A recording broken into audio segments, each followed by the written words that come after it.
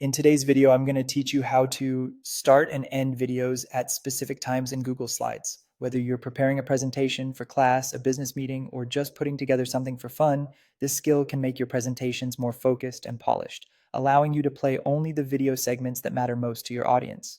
First, let's navigate to Google Chrome. Once your browser is open, you'll want to sign in if you haven't already. You'll see a sign in option often in the upper right corner of the screen. Click on it, choose your account if prompted, and enter your password. After typing in your password, click on Next to proceed. Successfully logging in will give you access to all of your Google services. Now, direct your attention to the small square dots icon located in the upper right corner of your screen, known as the Google Apps menu. Here, you'll find a list of all your available Google applications. Scroll down through this menu until you see Google Slides, and then click on it. Once Google Slides is open, select the presentation you would like to work on.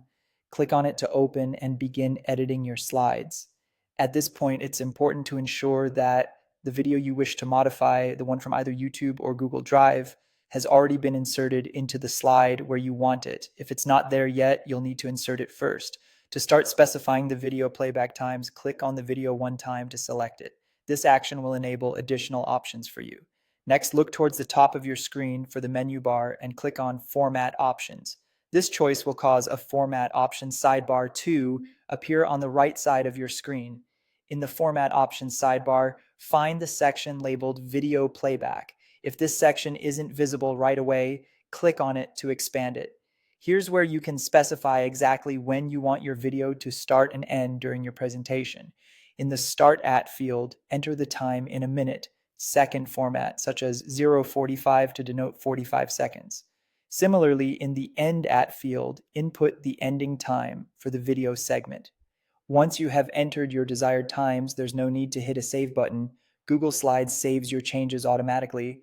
This feature is particularly handy as it ensures all your adjustments are preserved without any risk of losing your work.